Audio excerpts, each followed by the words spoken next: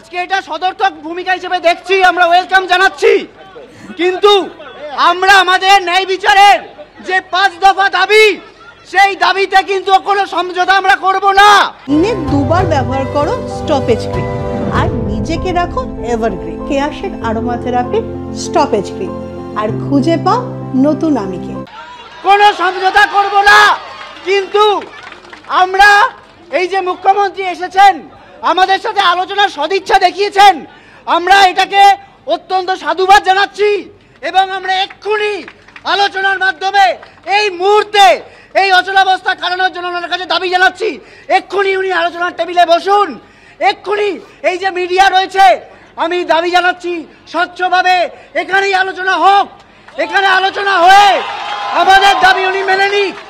আমরা চাই এটা, উনি এত দূর এসেছেন, আমাদের কাছে এসেছেন, স্বাস্থ্য ভবন এখানেই, আমরা স্বাস্থ্য ভবন, উনি স্বাস্থ্যমন্ত্রী, উনি এক্ষুনি আমাদের সাথে বসে আমাদের এই ন্যায় বিচারের 5টা দাবি মেনে নিন।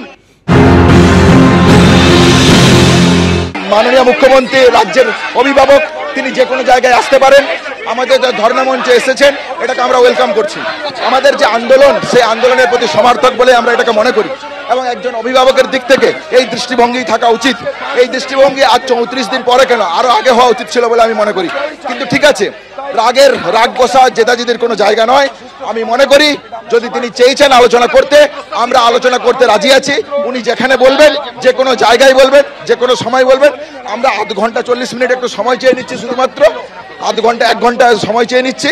তার মধ্যে উনি যেখানে ডাকবেন আমরা আলোচনা বসতে রাজি আছি। না, উনি আমাকে পরিচয় করিয়ে দিলেন যে আন্দোলনের মুখ বলে, একজন পুলিশ অফিসার পরিচয় করে দিলেন। সেই জায়গা থেকে উনি বললেন দেখো বাবু তোমরা কি করবে। আমি বলেছি এইটাটাই যে আমরা আন্দোলনে এই আলোচনায় বসতে চাই, এইটুকুই কথা হয়েছে। আমরা অতি দ্রুততার সাথে আলোচনায় বসতে চাই, এইটুকুই এই মুহূর্তে আমাদের দিক থেকে বার্তা। আমরা অতি দ্রুততার সাথে আলোচনায় বসে দাবি এক থাকছে, 5 দফা যে আমাদের দাবি, সেই দাবি নিয়ে কোন রকমের কোন জায়গাতে আমরা রাজি নই। শুনলেই বুঝতে পারবেন। আমরা আলোচনায় বসতে, মুখ্যমন্ত্রী মাননীয় মুখ্যমন্ত্রী এসছেন, ওয়েলকাম জানিয়েছি আমরা।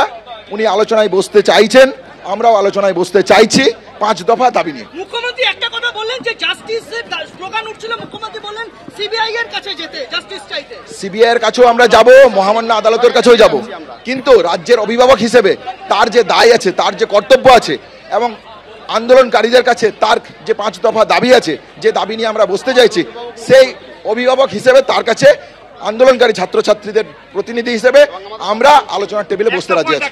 উনি বললেন যে আমি সিএম হিসেবে আসিনি, আমি আপনাদের বড় বোন হিসেবে। আমি এটা কি একটা অলিভ ব্রাঞ্চ, এটা আলটিমেট? না, কল্পনার কোনো জায়গা নয়। আমরা মানবিক মুখ দেখিয়েছেন, যেমন আমরা 35 দিন থেকে আমরাও মানবিক মুখ দেখিয়েছি। তাহলে আমরা আলোচনা চাই, বারবার যে কথাটা আমরা বলে এসেছিলাম। আজকে মাননীয় মুখ্যমন্ত্রী যদি মনে করেন যে কোনো মুহূর্তে আমাদের সাথে আলোচনায় বসতে, আমি প্রেস বন্ধুদের মাধ্যমে জানিয়ে রাখছি যে আমরা আলোচনায় বসতে রাজি আছি। মানে উনি আসার পর কি মানে অগ্রগতিটা কি ঘটলো? অগ্রগতি কিছু নয়, আলোচনায় বসতে চেয়েছেন।